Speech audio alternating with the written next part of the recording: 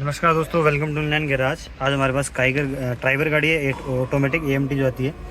इसमें क्या हमने क्लच किट चेंज की है गाड़ी के अंदर, क्योंकि गाड़ी में पिकअप का इशू था तो हमने डायग्नोज किया तो हमें फॉल्टी क्लच किट मिला था। अभी इसकी क्या है, हमें क्लच टच पॉइंट की प्रोग्रामिंग करनी होती है जिसमें डिटेल्स दिखाता है दोबारा, तो जिसमें कई बार गाड़ी स्टार्ट हो जाती है, कई बार स्टार्ट नहीं होती है और इसमें ना चेक लाइट आने लग जाती है। तो इस प्रोसीजर पूरा कैसे फॉलो करते हैं तो वो बताता हूँ सबसे पहले आपको मैं। तो इसमें पूरा प्रोसीजर दिया गया कि इसके अंदर कैसे इसको करना है। इसमें एक क्लच मोटर की भी डिटेल्स आने लगी, ये प्रोग्रामिंग की वजह से आ रही है। इसकी वजह से अपन जैसे प्रोग्रामिंग डन कर देंगे तो दोनों डिटेल्स चली जाएगी। तो इसके अंदर सबसे पहले जो क्लच मोटर है उसके अंदर सबसे पहले अपने को कमांड देनी है, स्विच ऑन करेगी ये वाली क्लच मूविंग टेस्ट कमांड देनी है स्विच ऑन के अंदर।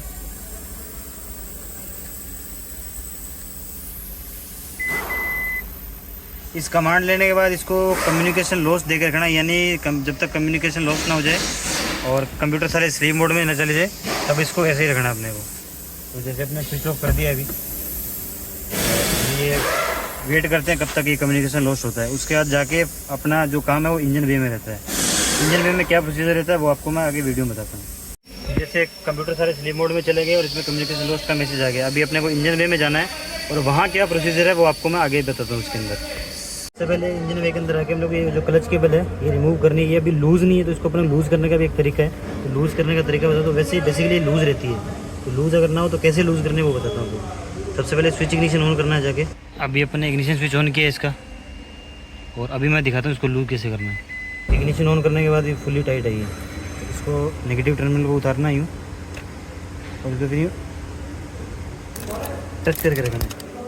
देखेंगे अभी लूज़ हो रहा है, जैसे लूज़ हो जाती है इसको छोड़ देना, फिर इसको निकालना बाहर और इसको करके छोड़ देना है और वापस इसको अपने को लगा देना है इसके अंदर स्विच ऑफ करके। तो स्विच ऑफ करने का तरीका, डोर को क्लोज करके बंद कर दो। तो अभी दोबारा अपने को स्विच इग्निशन ऑन करना है और इसके अंदर जो है अपने को दोबारा स्कैन करके कमांड देनी है इसके अंदर। अपन नेक्स्ट अभी कमांड देंगे। कमांड के अंदर जो है ये कमांड है अपनी प्रोग्रामिंग प्लस असेंबली की, ये वाली कमांड देंगे इसके अंदर।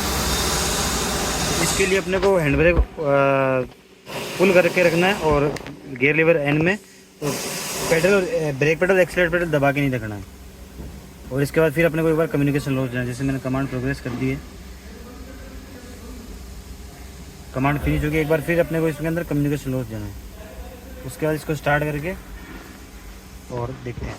और उससे पहले इंजन बे के अंदर जाके अपने को जो केबल अपने निकाली थी वापस फुल्ली टाइट करके कंडीशन में और फिर वापस डालना है अपने को। आप देख सकते हैं अभी फुल्ली लूज़ है इसको, तो इसको फुल टाइट कर दिया अपन ने। फुल टाइट करने के बाद इसको इस फोर्स के हिसाब से इसको जितना मतलब ये अंदर बैठ जाए उसी हिसाब से अंदर बैठा देना है इसको। तो अभी ये प्रॉपर्ली अंदर बैठ गया और अंदर जाके दिखाता हूँ कमांड। और इधर अपना जो बाहर मैंने फोर्स बिठा दिया प्रॉपर टाइट करके, और इधर जो अपना है कम्युनिकेशन भी लॉस्ट हो गया, तो इधर दोबारा अपने को स्विच इग्निशन हो करके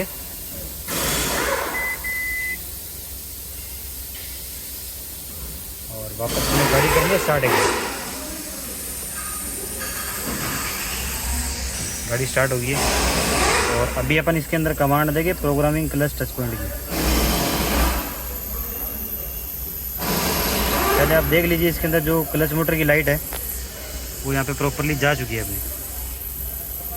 और इसके बाद अपन कमांड देंगे इसके अंदर प्रोग्रामिंग क्लच टच पॉइंट की, और उसके बाद इसका टच पॉइंट है वो सेट करना है 3.5 से 4.5 mm के बीच में। तो जैसे अभी नीचे कमांड ली है प्रॉपरली और इसके अंदर लाइटें वाइटें भी सारी चली जा चुकी है। तो एक बार मैं दिखाता हूँ इसका टच पॉइंट जो है कितना आ रहा है।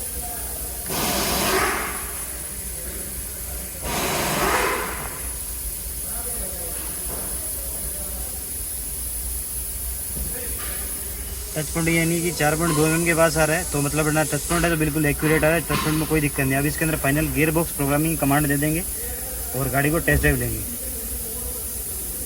और गियर बॉक्स कमांड अपने को देनी है स्विच इग्निशन ऑन के अंदर।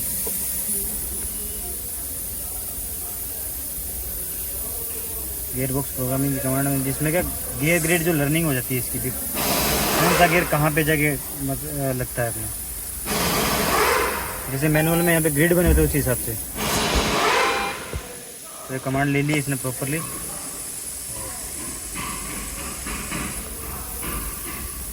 और इसके अंदर से अभी कर देते हैं सारी DTC इरेज एक बार।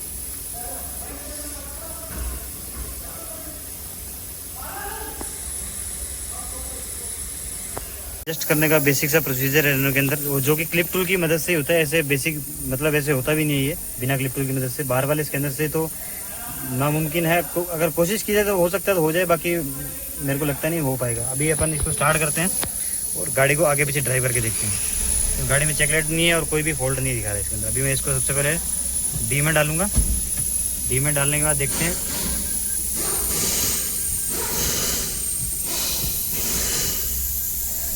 और गाड़ी अपनी मूव हो चुकी है। सब फिर मैं आर में डालता हूँ गाड़ी को, और गाड़ी आर में भी अपनी जाने लग गई है। तो एक बार इसके फिर से लास्ट कम्युनिकेशन लॉस देके छोड़ देते हैं और गाड़ी को अपन फाइनल टेस्ट ड्राइव करके देखते हैं। गाड़ी जो अपने यहाँ प्रॉपर स्मूथली चलने लग गई है। टेस्ट ड्राइव ले ली है मैंने बढ़िया, और गेयर शिफ्टिंग वगैरह वो प्रॉपर आरपीएम के हिसाब से होने लगी है। Thanks for watching, subscribe to Inline garage.